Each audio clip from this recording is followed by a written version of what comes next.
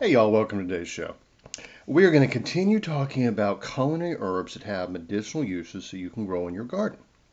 And one of the most powerful, definitely one I would always have on hand, along with your garlics and your onions and thyme, because, well, I inherited asthma and I need to have a good expectorant around. And thyme is a very good expectorant. It helps get the mucus out of the lungs, but one of the very best is oregano. Yes, oregano, the main seasoning in pizza sauce and spaghetti sauce and such as that. It's delicious. It's also powerfully antibiotic. Let's talk about oregano just a little bit. Let's start with what Plants for Future said about it. Oregano has been used as a culinary and medicinal herb for thousands of years. It has a beneficial effect upon the digestive and respiratory system and is also used to promote menstruation. It should not be used medicinally by pregnant women, though it is perfectly safe in small amounts for culinary purposes. Many of these herbs, any herb in the mint family or, well, say the wormwood family, sage family especially, should not be used in medicinal doses by pregnant women. It can cause a miscarriage. It can cause a very violent miscarriage wherein the woman will not only lose the baby, but she'll likely bleed to death. Okay? A lot of very irresponsible people who write articles and books on herbal medicines list certain herbs as abortifacients. First of all, morally, I am absolutely opposed to abortion. 100%. That is my biggest issue. Okay? I don't even, that's the first thing I look at when I'm looking at a presidential candidate or a congressional candidate, whatever. I am absolutely opposed to abortion. 100%. No exceptions. I don't make any exceptions. Okay? Now, I understand those who do. I differ a little bit with President Trump on this one. Um, that said, he's been the most pro life president of my entire lifetime and probably in modern history. So I'm going to give him the benefit of the doubt, knowing that he often says things I don't agree with, but does the right thing when he's in office. I am 100% behind President Trump, even though we do differ on his exceptions. He's still a very pro life president. My opinion, you don't have to agree with me. But that aside, um, the only recorded death in modern times from um, herbal medicine, mainstream herbal medicine, not stuff that has toxicity to it, like Jimson weed or something, which can actually kill you, or lily of the valley, another herb that can be used medicinally in very small doses, but can kill you. That I'm not talking about these. I'm talking about someone who looked in a book trying to find an herb for an abortion, found pennyroyal, um, took a large amount of it, which was the prescribed dosage in the book. As I said, a lot of these things are very irresponsible. A lot of them, especially ones written by witches and stuff. You know, she took a large dose of pennyroyal and bled to death from every orifice of her body. Yes, she aborted the baby. She also killed herself, bleeding from the eyes, nose, mouth, ears, etc. So, very, very, very dangerous. But these herbs can usually be used, a pinch here and there culinarily. Now, I'm not going to recommend that you use these herbs when you're pregnant. I recommend you use no herbs when you're pregnant, unless you're, working with someone who specializes in herbal medicine for pregnant women. Some midwives are pretty good. Other herbalists, are pretty good. Um, if you trust even raspberry leaf tea, which is often prescribed for pregnant women, because it can strengthen the uterus and contractile muscles. It kind of tones them up. Um, at least one instance of a miscarriage was caused by the woman being very obsessive, and instead of drinking a cup or two of raspberry leaf tea a day, she was drinking a gallon or more. So, many mainstream doctors will recommend raspberry leaf tea, but anything can be dangerous, especially if taken too much or misused, and never use things, essential oils, internally. In my opinion, no essential oil should be used internally unless a real expert says it, and even then it should be diluted. I don't recommend ever using essential oils topically undiluted. unless it's something like, you know, tea tree oil for toe fungus or something, and then you're putting it on the nail. That's different. But like eucalyptus oil, I've seen someone get really bad, like chemical burns from putting eucalyptus oil directly on their skin without diluting it. Uh, these are not the natural states of those plants. Essential oils are very, very strong. You will not find them that herb and that potency in nature. So you can't consider it to be interchangeable in use with the herb. I have an aromatherapist friend who works extensively with essential oils, and she agrees with me 100%, not undiluted and not internally. And, we don't agree on much, actually. Yes, an ex-girlfriend.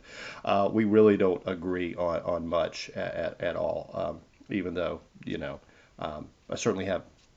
I think we parted on good terms. We kind of stay friends, but she's very liberal, and I'm very conservative, and she's basically agnostic, and I am a practicing Orthodox Catholic, and we don't agree on a lot, but we do agree on the use of essential oils in that way.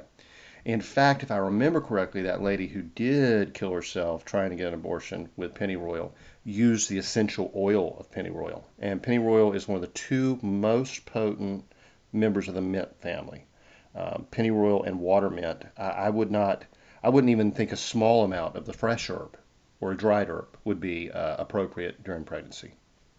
So anyway, that said, let's get back to oregano, which is really, really good. The leaves and flowering stems are strongly antiseptic, antispasmodic, carminative, that just means it helps settle a stomach. Cholagogue, diaphoretic, diaphoretic means it helps with fevers and such. Emmenagogue, it brings on menses, expectorant, stimulant, stomatic, and mildly tonic. I think in this case they mean tonic to the digestive system. Tonic is not what do I call it, a word that's very exact. It's used very vaguely. In this case, I would consider that a vague use. And I think it's probably tonic to the digestive system, meaning tonifying. That's all it really means. Anyway, the plant is taken internally in the treatment of colds, influenza, mild feverish illnesses, indigestion, stomach upsets, and painful menstruation. It is strongly sedative, believe it or not. Did you know oregano is sedative? Yeah, but that's only in large doses, and large doses can be dangerous. I have never found any sedative effect from oregano, but I have a constitution like a horse. Even in prescription medications, what will knock somebody else out, it has no effect on me whatsoever. So, um, but Plants for a Future says it's strongly sedative and should not be taken in large doses, though mild teas have a soothing effect and aid restful sleep. It should not be prescribed for pregnant women. Again, they say it twice, so they really mean it. Externally, oregano is used to treat bronchitis, asthma, arthritis, and muscular pain. The plant can be used fresh or dried. Harvest the whole plant, but not the roots. The roots are not useful. In the late summer and dry to store for winter use. Oregano is often used in the form of an essential oil that is distilled from the flowering plant. Now, I have used oregano oil. I don't believe it was actually labeled as essential oil. It just said oregano oil in capsule form um, during cold and flu season. Like I said, it's a good antibiotic. When I had a bronchial infection, I treated it with oil of oregano uh, and garlic and turmeric because I thought it was viral in origin.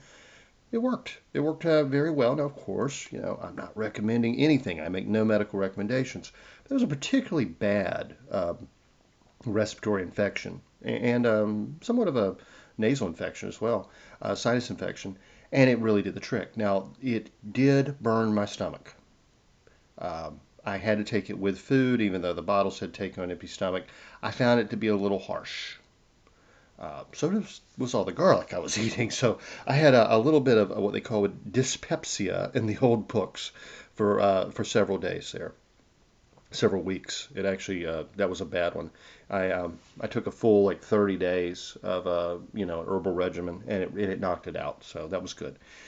So anyway, oregano. Okay, a few drops of the essential oil put on cotton wool and placed in the hollow of an aching tooth frequently relieves the pain of toothache. Now, that is one where you would want to use the essential oil straight because you're using it essentially topically, although it's going in your mouth, it's going on a toothache. Um, Really, they mean like the hollow of a, so like maybe you've lost a filling or you've got a really bad cavity. The plant is one of the best natural antiseptics because of its high thymol content. Now, remember I said I would also have an essential herb for me would be thyme. Thyme is also antiseptic because of the oil thymol. That's Thymol. The essential oil was used in aromatherapy to treat the same kinds of complaints that the herb is used for.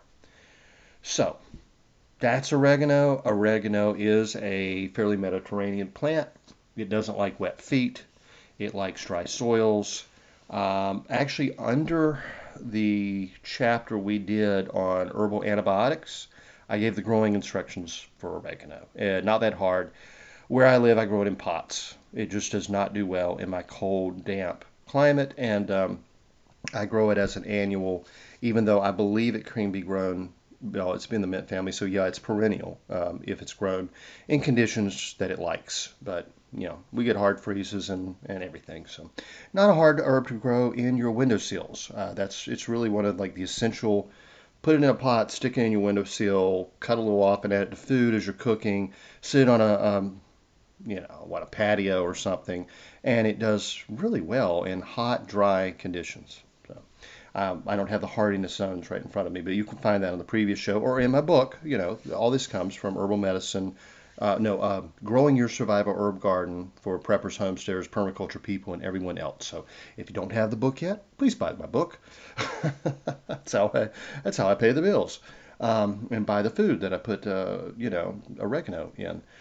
Parsley is likely the most common of all herbs, and certainly there's no herb whose medicinal qualities are so often overlooked.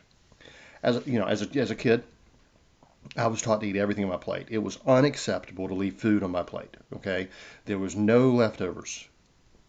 You cleaned your plate, or you didn't, or it came right back out the next meal. And I developed a large appetite at an early age and a responsibility in terms of food waste. But even then, when we go to a restaurant or something like the old Bonanza Steakhouse or Western Sizzlin or something, Western Steer, that was one we went to a lot. They always had parsley on the plate, and I'd eat the parsley. But I was actually told, by my mother and others, you aren't supposed to eat that. It's just a garnish. That's actually not true. My instincts prove to be correct. The tradition of serving parsley with a meal is an ancient remedy to aid digestion and freshen breath. Also, parsley has some of those antiseptic properties, so it also helps prevent food poisoning. So that's why parsley's on your plate. It's not there just to look at. You're actually supposed to eat it after a meal to help settle your stomach and give you fresh breath. And that tradition goes back at least to ancient Rome and Greece, and probably before then, when it was actually used to help prevent food poisoning and such. Over the years, my respect for parsley grew as a culinary herb. I found that parsley enhances the flavors of food and the flavors of other herbs. And I think I've mentioned this before, but when my grandmother was nearing the end of her life, she had a few heart attacks. She wasn't able to move about much, and her memory was going and all that. But the main problem was she had no taste for food, no appetite. They gave her Ensure, one of those like nutritional beverages that's so sweet. Sweet things like that really kill the appetite. It's a really bad idea. I don't know why they do. They should actually be feeding folks in hospitals and retirement homes something a little more salty and savory. That actually stimulates the appetite, and that salt would help keep their electrolytes up, and they wouldn't have all that sugar spiking their blood sugar and leading to inflammation and all that. Well, the other thing, of course, was my grandma was a fantastic cook, and she didn't really want to eat anything that she didn't cook herself. So that was a great opportunity for me to get her to teach me to cook. She'd sit in her wheelchair in the kitchen. She'd tell me exactly what to do. What I found out really soon was if I added a little bit of parsley to a dish, because her taste buds and her sense of smell had become dulled and food tasted bland to her, right? A little bit of parsley would help bring those flavors, up the back of the sinus, and it enhanced the taste of food, and it gave her more of an appetite. And when she ate more, she had more energy. She was sharper and clearer in her mind. She could actually get up.